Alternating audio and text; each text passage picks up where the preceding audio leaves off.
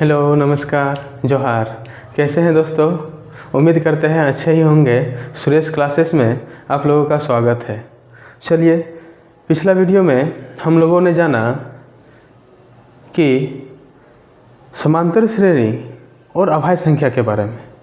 तो आज उससे हम लोग आगे बढ़ते हैं और आज हम लोग एवरेज में फार्मूला बेस्ड जो क्वेश्चन होता है, ठीक है, नंबर से रिलेटेड, उसको समझने का प्रयास करते हैं। कुछ फार्मूला लिखते हैं, उसके आधार पे हम लोग क्वेश्चन को करेंगे। देखिए, फार्मूला बेस्ड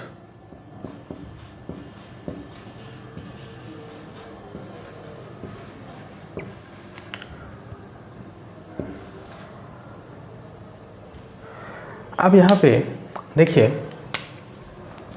पहला फार्मूला जो होगा, प्रथम n प्राकृत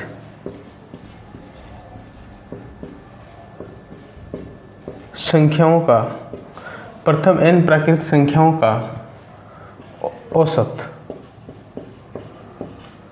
अगर हम लोग को पूछा जाए प्रथम n प्राकृत संख्याओं का क्या निकालना है, औसत निकालना है, तो जैसे कि देखिए 1 हो गया, 2, 3, 4, ये कहाँ तक जाएगा?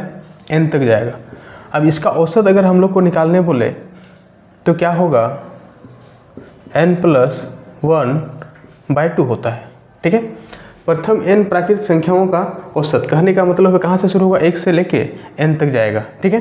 दूसरा फार्मूला हमारा जो है वो है प्रथम n प्राकृत संख्याओं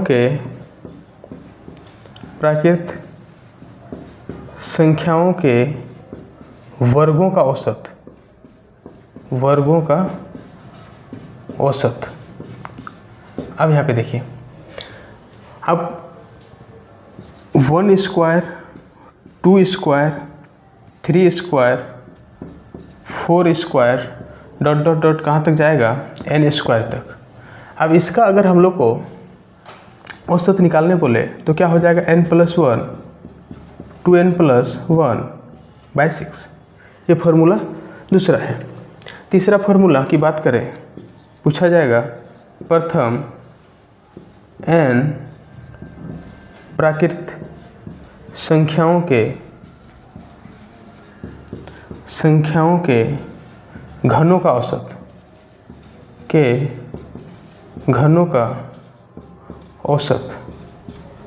प्रथम n प्राकृत संख्याओं के घनों का औसत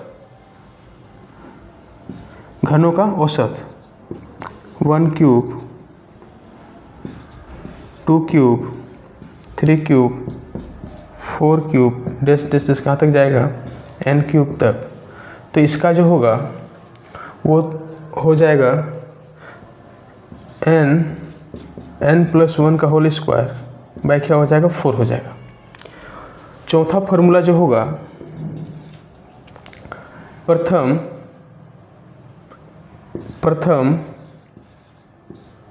n सम प्राकृत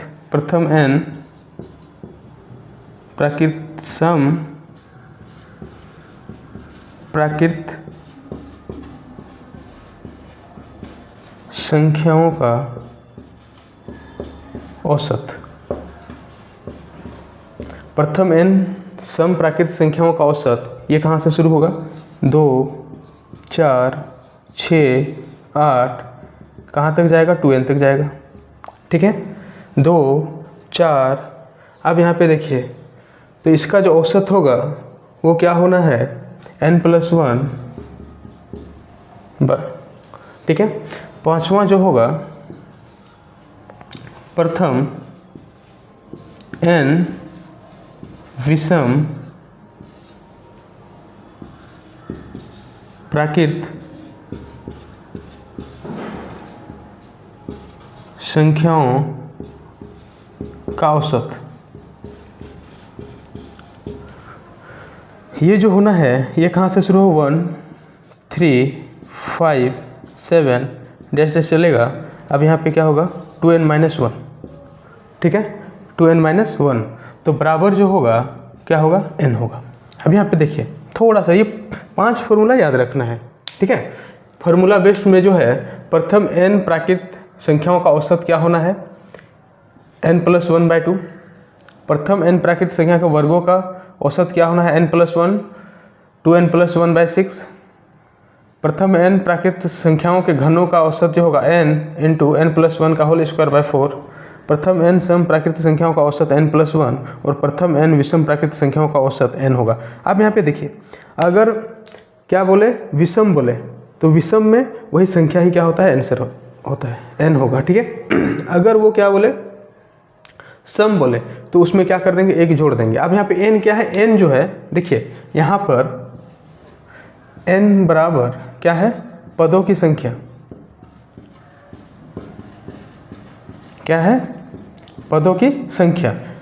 कभी कभी हम लोग को n निकालने के लिए भी बोला जाता है। n निकालने के लिए अगर बोला जाए तो क्या हो जाएगा अंतिम पद माइनस प्रथम पद, d को कॉमन डिफरेंस बोलते हैं +1, ये फार्मूला होता है। आप लोग याद रखिएगा कभी कभी काम देगा ये। n क्या है पदों की संख्या है।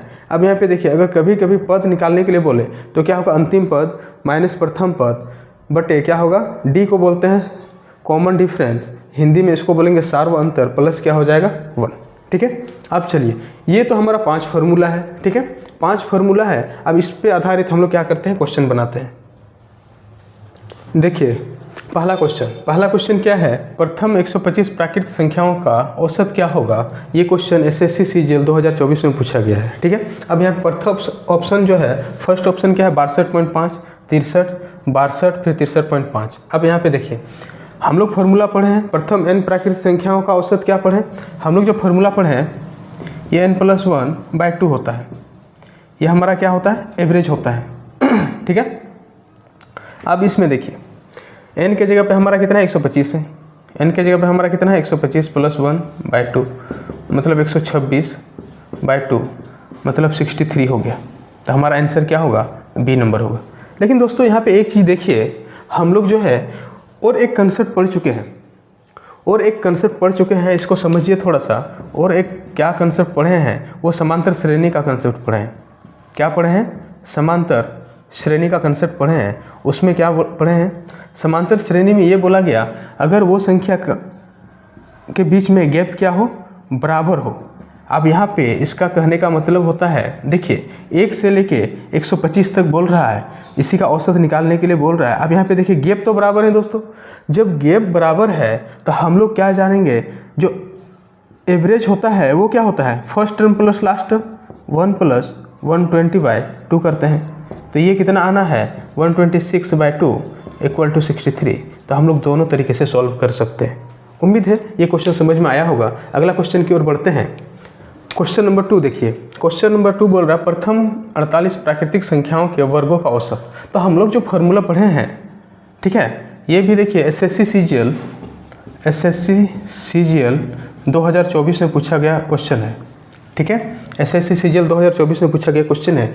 अब इसमें देखिए हम लोग फार्मूला क्या जानते हैं एवरेज बराबर वर्ग का अगर एवरेज बोले तो उसमें हम लोग जान रहे हैं n+1 2n+1/6, ठीक है। अब यहाँ पे देखिए n के जगह पे कितना 48, तो ये पहला हो गया 48 + 1 और ये 2 × 48 + 1 बटे क्या हो जाएगा 6 हो जाएगा। ये हो गया 49 और ये 48 × 96 और ये कितना हो गया 97/6। अब यहाँ पे देखिए अब इसको क्या ये तो कटेगा नहीं, दशमलव में जाएगा। जब डेसिमल में जाना है तो इसको हम लोग गुना करें। देखिए गुना करने का तरीका सीखिए। 7 और 9 पहले गुना होगा, 7 9 कितना हो गया 63 के 6 कैरी 63 के 3 कैरी 6। ये आगे बढ़ेगा 7 चौक 28, ये इससे गुना होगा 9 नाम 81, 81 और 28 को जोड़ेंगे तो 80 और 20 100 109 और 6 115 के 5 कैरी कितना हुआ 11। अब ये गुना 9 और 4 36, 36 और 10 46 47। तो ये हमारा कितना हो गया ये इतना हो गया।